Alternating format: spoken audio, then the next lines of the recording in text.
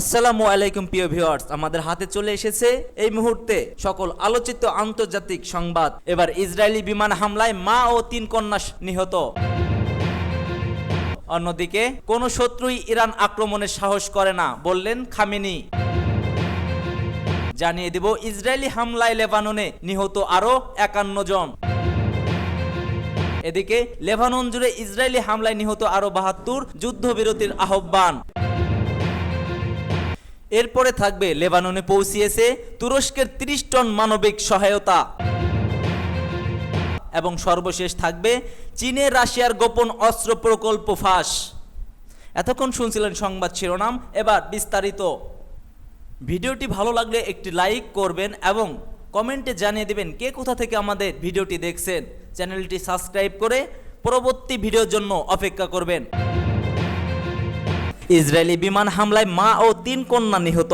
গত 23 সেপ্টেম্বর দক্ষিণ লেবাননে হাইওয়ে অঞ্চলে ইসরায়েল বিমান হামলায় এক মা এবং তার 3 কন্যা নিহত হয়েছে। নিহত 3 কন্যা তুরস্কের মারিফ ফাউন্ডেশন পরিচালিত গাম্বিয়ার একটি বিশ্ববিদ্যালয়ের শিক্ষার্থী ছিলেন। পরিবারটি এক আত্মীয়র অন্ত্যেষ্টি ক্রিয়ায় অংশ নিতে লেবাননে এসেছিলেন। নিহত হলেন মা মোনা কাদবাই এবং তার 3 কন্যা জেইনা, জাহারা এবং বানিন। ইসরায়েলি বিমান হামলার সময় তারা দক্ষিণ লেবাননের হুইন অঞ্চলে অবস্থান করছিলেন। নিহত মেয়েদের বাবা মোহাম্মদ কাদবাই তখন গাম্বিয়ায় ছিলেন। মোনা কাদবাইয়ের বন্ধু জানিয়েছে হামলার কিছুক্ষণ আগেও তিনি তাদের সঙ্গে ফোনে কথা বলেছেন, তবে হঠাৎ বিকট বোমার শব্দে তার মেয়েরা ভয় পেয়ে যায়। তিনি ফোন রেখে তাদের শান্ত করার চেষ্টা করছিলেন। এই মর্মান্তিক ঘটনায় তুরস্কের ফার্স্ট লেডি এমিনে এরদোগান গভীর শোক প্রকাশ করেছেন। তিনি বলেন, যারা এই গভীর কষ্টের চিত্র এড়িয়ে যায় তারা অত্যাচারদের দাগ বহন করে। আমি আশা করি যারা এই জঘন্য অপরাধ করেছে তারা ন্যায় বিচারের সম্মুখীন হবে। ইসরায়েল এবং লেবাননে হিজবুল্লাহ গোষ্ঠীর মধ্যেও গত 11 মাস ধরে উত্তেজনা বিরাজ করছে। হিজবুল্লাহ গাজায় ফিলিস্তিনি সমর্থকদের এবং তাদের সহযোগী হামাসের সঙ্গে একাত্মতা প্রকাশ করে ইসরায়েলের দিকে রকেট, ক্ষেপণাস্ত্র ও ড্রোন নিক্ষেপ করছে। এর প্রতিক্রিয়া ইসরায়েল নিয়মিত বিমান হামলা চালিয়ে যাচ্ছে এবং হিজবুল্লাহ নেতাদের লক্ষ্যবস্তু করেছে। লেবাননের স্বাস্থ্য মন্ত্রণালয়ের মতে গত 23 সেপ্টেম্বর থেকে ইসরায়েলি হামলায় কমপক্ষে 610 জন নিহত হয়েছেন, যাদের মধ্যে 50 শিশু এবং 100 জন নারী রয়েছে। এছাড়া 2000 জনের বেশি মানুষ আহত হয়েছে। সূত্র আনাদুলো এজেন্সি। কোন শত্রুই ইরানে আক্রমণের সাহস করে না বললেন খামেনি। তেহরানের পবিত্র প্রতিরক্ষা সপ্তাহ পালন উপলক্ষে আয়োজিত এক অনুষ্ঠানে 8 বছরের পবিত্র প্রতিরক্ষা যোদ্ধা এবং সক্রিয় কর্মীদের সঙ্গে সাক্ষাৎকালে তিনি একথা বলেছেন। খামেনি বলেন, ইসলামী বিপ্লব এবং ইসলামী প্রজাতন্ত্রের কণ্ঠস্বর ছিল একটি স্পষ্ট কণ্ঠস্বর যা বিশ্বের ভুল ব্যবস্থার বিরুদ্ধে আওয়াজ তুলে উঠেছে। তিনি এ সময় উল্লেখ করেন যে ইরানের বিরুদ্ধে শত্রুরা মানব অধিকার এবং পারমাণবিক ইস্যুকে বাহানা হিসেবে ব্যবহার করছে। আঞ্চলিক পরিস্থিতি নিয়ে কথা বলতে গিয়ে ইরানের সর্বোচ্চ নেতা লেবানন এবং ফিলিস্তিনিদের সাম্প্রতিক ঘটনাগুলোকে ইরানের উপর আরোপে যুদ্ধের সঙ্গে তুলনা করেন তিনি আরো বলেন, আজ লেবানন এবং ফিলিস্তিনে আমাদের পবিত্র প্রতিরক্ষার মতো ঘটনা ঘটছে। খামেনি এ সময় জোর দিয়ে বলেন, শরিয়ায় সুনির্দিষ্ট বিধান হলো ফিলিস্তিন এবং আল আকসা মসজিদকে মুসলমানদের এবং তার আসল মালিকদের কাছে ফিরিয়ে দেওয়ার চেষ্টা করা প্রত্যেকের জন্যই বাধ্যতামূলক। ইসরায়েলের আক্রমণ সম্পর্কে যুক্তরাষ্ট্রের বক্তব্যকে মিথ্যা আখ্যায়িত করে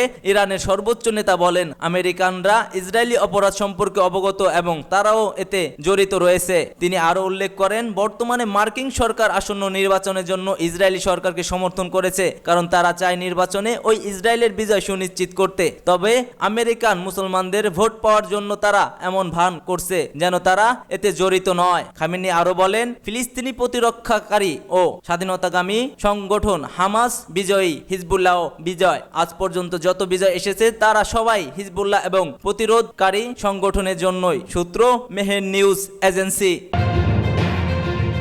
ইসরায়েলি হামলায় লেবাননে নিহত আরো 51 জন। লেবাননের স্বাস্থ্যমন্ত্রী ফিরাস আল আবিদেয়া এক সংবাদ সম্মেলনে বলেন, সারা দেশে প্রায় 40,000 মানুষ আশ্রয় কেন্দ্রে আশ্রয় নিয়েছে। গত 23 সেপ্টেম্বর থেকে ইসরায়েলি বাহিনী লেবাননের বিভিন্ন স্থানে নতুন করে প্রাণঘাতী বিমান হামলা শুরু করে, যাতে হিজবুল্লাহর সঙ্গে চলমান সংঘাতে আরো তীব্র করে উঠেছে। লেবানন স্বাস্থ্য মন্ত্রণালয় জানিয়েছে, বালবেক হারমেল প্রদেশে ইসরায়েলি বিমান হামলায় 4 জন নিহত এবং 38 জন আহত হয়েছে। দক্ষিণ লেবাননে টেবনিন এবং বিন্ত জেবাইল শহরে আরো 5 জন নিহত এবং 27 জন আহত হয়েছে। কানা শহরে ইসরায়েলি হামলায় 3 জন নিহত এবং 13 জন আহত হয়েছে। জোন শহরে 4 জন নিহত এবং বেশ কয়েকজন আহত হয়েছে। ইসরায়েলি সেনাবাহিনী লেবাননের হিজবুল্লাহ সংশ্লিষ্ট 280টিরও বেশি লক্ষ্যবস্তুকে হামলা চালিয়েছে। এ নিয়ে গত কয়েকদিনে ইসরায়েলি বিমান হামলায় লেবাননে প্রায় 610 জন নিহত এবং 2000-এরও বেশি লোক আহত হয়েছে বলে জানিয়েছে স্বাস্থ্য কর্তৃপক্ষ।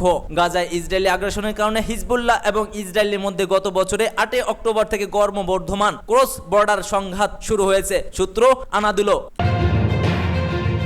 লেবানন জুড়ে ইসরায়েলি হামলায় নিহত আরো 72 জন, যুদ্ধবিরতির আহ্বান। লেবাননে বিমান হামলা অব্যাহত রেখেছে ইসরায়েল। সর্বশেষ হামলায় আরো 72 জন লেবানিজ প্রাণ হারিয়েছে, আহত হয়েছে আরো 400 মানুষ। এই পরিস্থিতিতে লেবাননের সাময়িক যুদ্ধবিরতির আহ্বান জানিয়েছে যুক্তরাষ্ট্র, ইউরোপীয় ইউনিয়ন এবং পশ্চিমা মিত্র দেশগুলো।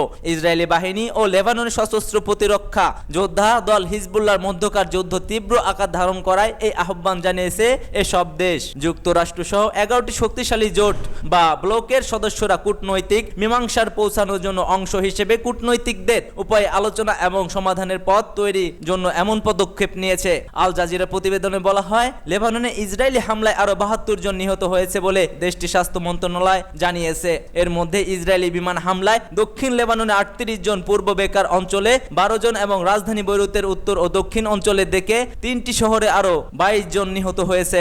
সূত্র বিবিসি। লেবাননে পৌঁছেছে তুরস্কের 30 টন মানবিক সহায়তা। স্থানীয় সময়ে দুপুরে তুরস্কের এক সহায়তায় বোঝায় বিমানটিকে স্বাগতম জানান লেবাননের স্বাস্থ্যমন্ত্রী ফিরাজ আল এবিয়া এবং বৈরুতে নিযুক্ত তুরস্কের রাষ্ট্রদূত আল বারিস উলুসয়। তুরস্কের এই সহায়তায় প্যাকেজে কি আছে সে বিষয়ে এক সাক্ষাৎকারে মন্ত্রী এল এবিয়াত জানান, তুরস্ক থেকে পাঠানো এই সহায়তার প্যাকেজে বিপুল পরিমাণে চিকিৎসা সরঞ্জাম, ঔষধ ও খাদ্য সামগ্রী রয়েছে। সময় তিনি উল্লেখ করেন, গত 23 সেপ্টেম্বর লেবাননে ইসরায়েলের হামলার শুরুর পরপরই তুরস্ক লেবাননের পররাষ্ট্র মন্ত্রণালয়ের সঙ্গে যোগাযোগ করে দ্রুত এ সহায়তা পাঠান।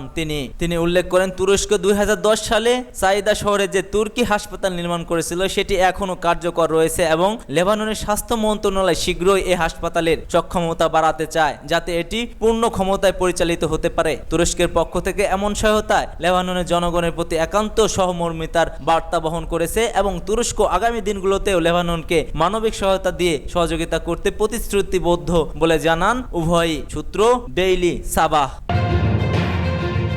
চীনে রাশিয়ার গোপন অস্ত্র প্রকল্প।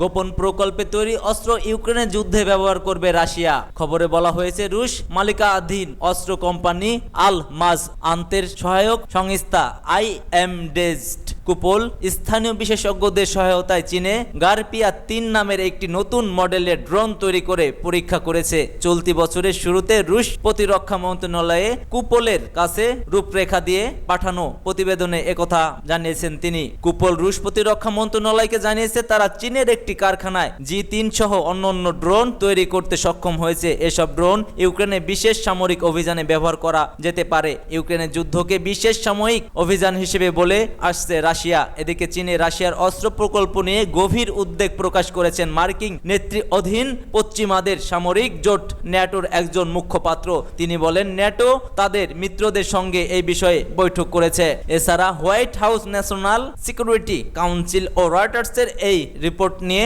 উদ্বেগ প্রকাশ করেছে।